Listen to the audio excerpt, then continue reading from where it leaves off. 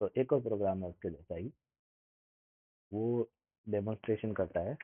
हाँ, हमने अभी अभी यहाँ जो चेक किया है कंडीशन में, वो एज इज ग्रेटर देन 18 और नॉट। तो पिछला वीडियो नहीं देखा तो भी कोई बात नहीं। जो ये जो कंडीशन आउटपुट दे रही है ट्रू या फॉल्स में दे रही है। अच्छा, क्या ये कंडीशन हमेशा इंटीजर्स पे ही हो जरूरी है? नहीं, ऐसा जरूरी नहीं है।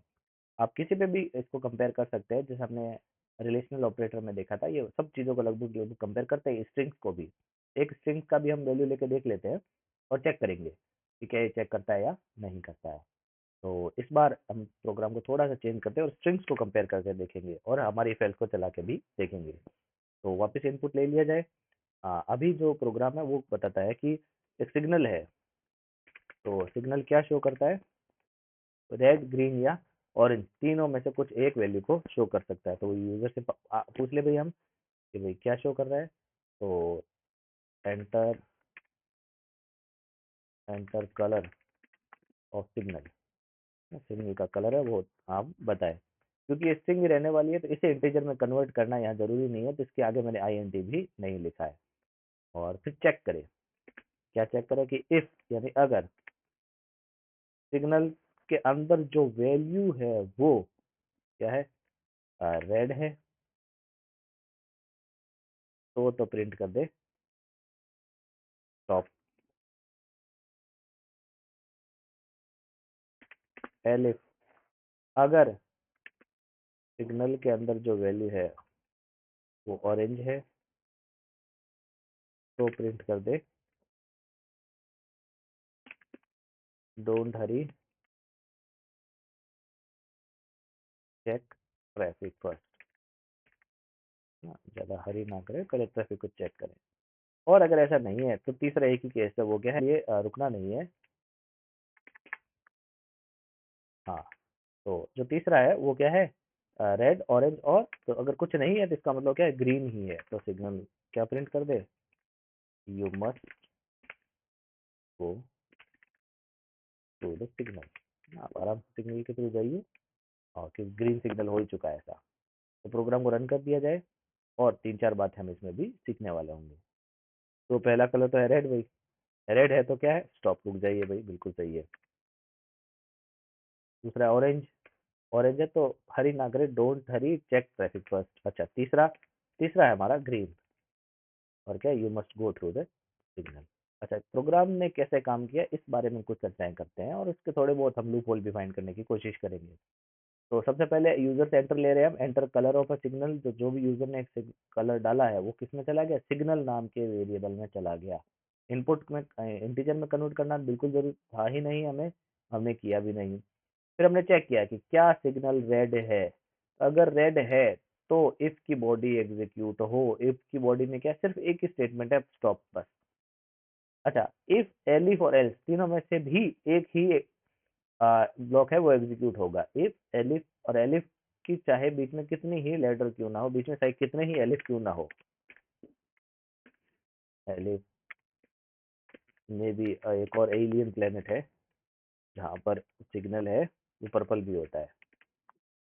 तो पर्पल हो तो प्रिंट कर दे take your flying car only. तो पर्पल के लिए सिर्फ फ्लाइंग कार से चलती है, बिना पर्पल के नहीं चलती है। तो इस समय भी जो सिग्नल के वेरिएबल में जो वैल्यू है, इफ, एलिफ, एलिफ, एलिफ और एल्स में सिर्फ एक ही बॉडी एग्जीक्यूट होगी, चाहे किसी की भी हो। वो अभी हमें पता नहीं है, वो कब पता होगा? जब प्रोग्राम रन करने वाले हैं, सिग्नल में क्या वैल्यू है वो उस पर डिपेंड है। तो सिग्नल में अगर ऑरेंज है तो इसमें आके चेक करेगा क्या सिग्नल में जो वैल्यू है वो रेड है।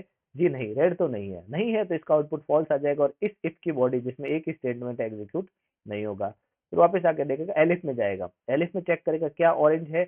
अगर ऑरेंज है तो don't hurry check traffic first, ये प्रिंट होगा और सीधा आगे कोई एलिफ को नहीं देखेगा, एल्स को भी नहीं देखेगा, प्रोग्राम के एंड में आ जाएगा। एंड में कुछ होता तो बिल्कुल वो भी प्रिंट होता है ना। तो एक प्रिंट हम कर ही लेते हैं।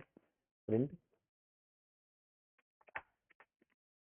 Enjoy your journey. अब रिलेवेंट है कि नहीं है वो नहीं पता है, पर अब मुझे सिर्फ ये प्रिंट करवा के देखना है कि क्या प्रिंट होगा कि नहीं। तो अभी हम पर्पल को यूज करें भाई। इस बार पर्पल को यूज करना बाकी रह गया था, PURPLE को। तो सिग्नल का कलर क्या है? PURPLE। तो जैसे ही पर्पल डाला है, take your flying cars only और एंजॉय योर जर्नी आ रहा है। तो सिग्नल में वैल्यू हमने पर्पल डाली, चेक किया क्या रेड है, जी नहीं फॉल्स है, नहीं चेक किया, आगे बढ़ा। इसको देखा, इसकी वैल्यू भी फॉल्स आ गई, इसकी बोर्ड एग्जीक्यूट नहीं, आगे बढ़ा। इसको चेक किया तो हाँ ये पर्पल है, पर्पल है, तो इसकी बॉडी एग्जीक्यूट होगी, तो इसकी बॉडी एग्जीक्यूट हुई, फ्लाइंग कार्स ओनली ही प्रिंट हुआ। उसके बाद एल्स में भी नहीं गया, और एंड में जो प्रिंट होना वो तो होगा ही, चाहे कोई सा भी इसमें से चाहे कोई सा भी एग्जीक्यूट हो, एंड वाली वैल्यू तो प्रिंट होने ही वाली है। अगर रेड भी है तो अभी क्या आ रहा है, स्टॉप एंजॉय योर जर्नी। तो स्टॉप जैसे ही रेड डाला, इसकी ही बॉडी एग्जीक्यूट हो चुकी है, तो यहाँ से ट्रू मिल चुका है। तो ट्रू मिलते ही इसकी बॉडी एग्जीक्यूट हो चुकी है, और फिर उसके बाद में एलिफ एलिफ और एल्स तीनों की बॉडी एग्जीक्यूट नहीं होगी, सीधा क्या एग्जीक्यूट हो रहा है, एंजॉय योर जर्नी। मतलब यहाँ तक प्रोग्राम अब नहीं चलेगा, दो बाकी दो को छोड़ दे, जितने भी हो उससे कोई फर्क नहीं पड़ता, एलिफ चाहे जितने भी हो सबको छोड़ने ही वाला है। प्रिंट क्या होने वाला है, सिर्फ इसके बाद की वैल्यू है वो प्रोग्राम एग्जीक्यूशन होने वाला है, सिर्फ इसके बाद की वैल्यू है वो प्रोग्राम एग्जीक्यूशन होने वाला है।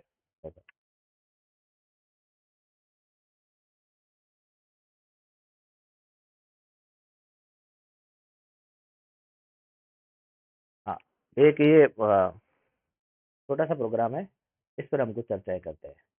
तो प्रोग्राम हमें क्या बोलता है, प्रोग्राम बोलता है कि सर आप ऐसा प्रोग्राम यूजर से ले कि यूजर दो नंबर को एंटर करे और उसी से पूछे आप क्या करवाना चाहते हैं, इनका एडिशन, इनका सब्सट्रैक्शन, मल्टीप्लिकेशन या डिवीजन। तो क्योंकि जब ऑप्शंस हो, जब हम इफ और एलिफ एलिफ और एल्स को यूज करते हैं, तो बिल्कुल यूज करें इस बार। और इस बार हम थोड़ा सा एक एज केस पर आगे भी चलेंगे।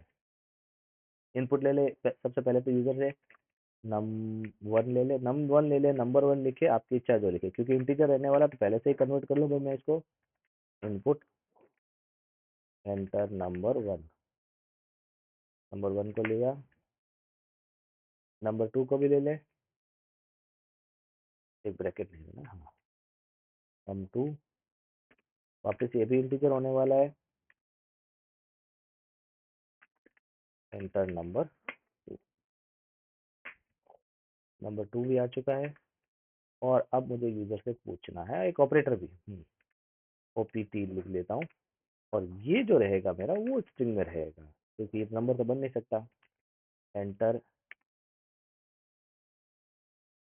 ऑपरेटर लिख दूँ यहाँ पर, प्लस और एडिशन,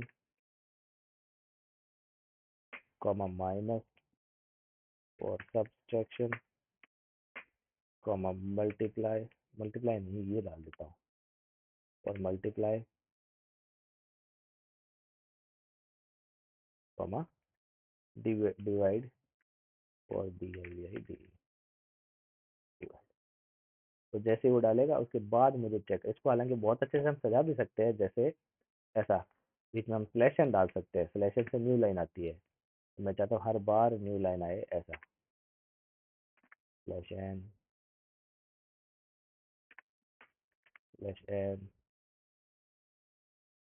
और इसके बाद भी एक स्लैश एन आ जाए तो थोड़ा सा सुंदर दिखेगा।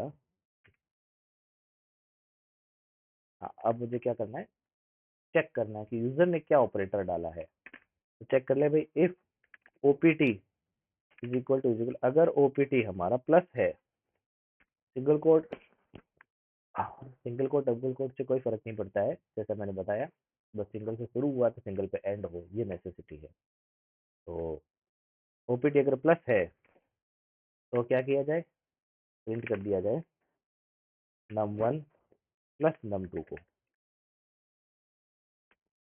अगर ऐसा नहीं है एलिफ, तो दूसरा केस क्या बन सकता है, यूजर डाल सकता है प्लस के अलावा माइनस डाल सकता है। तो अगर माइनस डाल दिया है उसने, तो प्रिंट कर दे num one minus num two, elif. हो सकता है यूजर ने मल्टीप्लाई डाल दिया हो, अगर मल्टीप्लाई डाल दिया तो प्रिंट कर दे num one into num two. और अब एक छोटा सा एज केस है, उसे भी हम फाइंड करते हैं।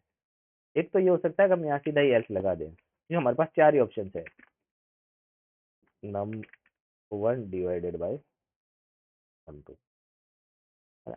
तो या तो प्लस है या माइनस है या मल्टीप्लाई या डिवाइड है, तो अगर तीनों ही नहीं है बाकी तो चौथा डिवाइड ही होने वाला है। ये बात श्योरिटी है मेरे पास, तो इसको एग्जीक्यूट कर सकते हैं हम।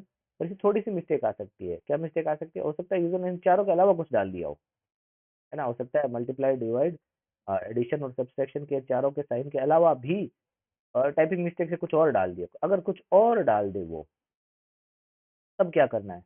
तो इसको मैं यहाँ पर एल्स में न डाल के इसको तो एलिफ में ही डाल देता हूँ। Elif option is equal to divide. अगर डिवाइड है तो डिवाइड करे, और अगर चारों ही नहीं है तो प्रिंट कर दे इनवैलिड चॉइस। भाई आपने जो चॉइस डाली है उन चारों में से एक होनी चाहिए, उन चारों में से मुझे तो नहीं दिख रही है, तो आपकी चॉइस ही इनवैलिड है। तो पहला तो हम इनवैलिड चॉइस को एग्जीक्यूट कर लेते हैं। सेव करने के लिए बोल दिया, हो गया। एंटर नंबर 1 5, नंबर 2 है 10। अच्छा, अब जैसे दिखा रहा है कि साहब प्लस के लिए एडिशन सब्सट्रैक्शन क्या डालना है आपको, तो मुझे डालना था चारों में से एक, मैंने डाल दिया 4। ये 4 चारों में से एक नहीं है, तो क्या दिखा रहा है? इनवैलिड चॉइस दिखा रहा है ये। एक और काम हमें अच्छे से करना है, वो यहाँ है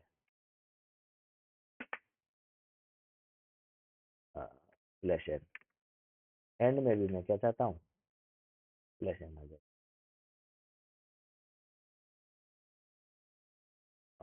यहाँ पर थोड़ा सा थोड़ी सजावट कर दी जाए इसकी, है ना। तो इनवैलिड चॉइस तो मेरा प्रिंट हो रहा है कि सब आप इन चारों के अलावा कुछ प्रिंट नहीं कर सकते। अच्छा, अब मैं चारों को प्रिंट करके देख लूँ भाई। नंबर 1 है मेरा 5, नंबर 2, और अब मुझे क्या करना है? सबसे पहले एडिशन। दोनों का एडिशन प्रिंट हो चुका है। वेरी गुड, बहुत अच्छे से चल रहा है प्रोग्राम हमारा। नंबर 1 फिर से 5, 10, नंबर कोई भी ले आपकी इच्छा हो जैसा। नंबर फिर दूसरा ऑपरेटर है मेरा सब्सट्रैक्शन, तो -5 भी प्रिंट हो चुका है, एकदम सही है। 5 और 10 एंड मल्टीप्लाई को प्रिंट करके देखे भाई। मल्टीप्लाई 50 हो रहा है, और डिवाइड भी हो ही रहा होगा, और डिवाइड आ रहा है 0.5। अच्छा, इसमें एक और थोड़ा सा एडिंग हम और डाल सकते हैं। जैसे एलिफ में हमने क्या किया था, थोड़ा सा नेक्स्ट कॉन्सेप्ट ही समझ ले इसे, कि जैसे एलिफ में हमने चेक किया था कि दोनों में से ग्रेटर कौन सा है। इससे पहले हमने एक बार इफ एल्स का प्रोग्राम बनाया था, उसमें हमने चेक किया था दोनों में से जो ग्रेटर है उससे ही सब्सट्रैक्ट करे। तो यहाँ पर मैं अंदर भी एक इफ डाल सकता हूँ। इफ एलिफ के अंदर भी इफ और एल्स चल सकते हैं, जैसे कंडीशन को और अंदर से चेक करना हो तो मैं क्या चेक कर सकता हूँ कि इफ अगर num1 is greater than num2, तब तो प्रिंट करे भाई num1 माइनस num2। और अगर ऐसा नहीं है तो प्रिंट करे num2 माइनस num1, है ना। कि num1 बड़ा है तो num1 में से num2 को घटाए, अदरवाइज num2 में से num1 को घटा दे। तो नेगेटिव वैल्यू ऐसा कैसे हम और कहाँ कर सकते हैं? इसमें भी कर सकते हैं। तो ये 0 से छोटी वैल्यू तो ना ही आए तो ही अच्छी बात है। तो मैं फिर से ये केस कर सकता हूँ। इस बार मुझे सारा लिखना ना है, नहीं है, मैं ऐसे ही कॉपी कर लेता हूँ ऐसे, तो लिखने की कोई खास जरूरत नहीं है।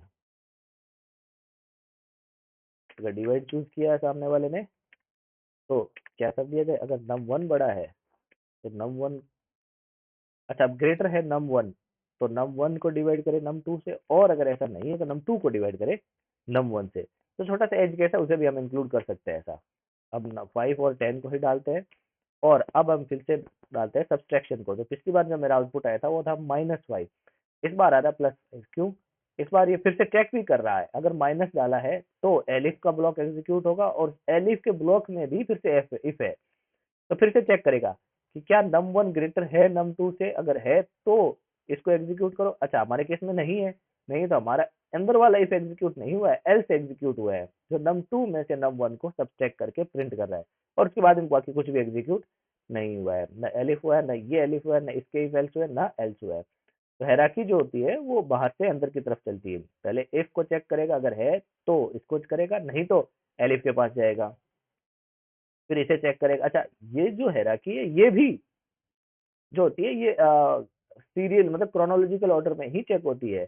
हो सकता है कि आपकी जो कंडीशन है वो यहाँ भी इस एलिफ में भी ट्रू हो रही हो, और इस एलिफ में भी ट्रू हो रही हो, है ना। दोनों कंडीशन हो सकती है, और बिल्कुल आराम से हो सकती है। आप बोलोगे सर दोनों कैसे हो सकती है? एक छोटा सा एग्जांपल है जो ग्रेडिंग में हमने किया था। अगर मार्क्स आर ग्रेटर देन 80, यहाँ लिखा है मैंने, फॉर एग्जाम्पल ये ग्रेडिंग का ही अगर होता और इस एलिफ में होता मार्क्स आर ग्रेटर देन 90, अच्छा मैंने जो मार्क्स डाले थे वो डाले थे 95 और मेरा जो एक्सपेक्टेड आउटपुट होना था वो ग्रेड ए का होना चाहिए था 90 से ग्रेटर वाला, पर क्योंकि इस एलिफ में ही marks are greater than 80 execute हो चुका है, तो ये भी क्रोनोलॉजिकल ऑर्डर में ही एग्जीक्यूट होते हैं। पहला जिस कंडीशन ट्रू हो गई है वही ब्लॉक एग्जीक्यूट होगा, उसके बाद के एक भी ब्लॉक एग्जीक्यूट नहीं होंगे। तो इस हमारे केस में मार्क्स आर ग्रेटर देन 80 वाला अगर ब्लॉक एग्जीक्यूट हो चुका तो यही एलिफ चलेगा, इस एलिफ की ही बॉडी चलने वाली है, उसके बाद में किसी की नहीं चलने वाली है, चाहे अगले आगे वाले कंडीशन भी ट्रू क्यों ना हो, उसको चेक ही नहीं करने वाला होगा ये। इस एलिफ को चेक किया और इसके बाद में प्रोग्राम यहाँ जैसे ही इस एलिफ खत्म होगा प्रोग्राम सीधा एल्स के ही आगे चला जाएगा, एल्स को भी प्रिंट नहीं करने वाला है। तो दोनों की क्रोनोलॉजी थोड़ी सी ध्यान रखें कि प्रोग्राम कैसे काम कर रहा है।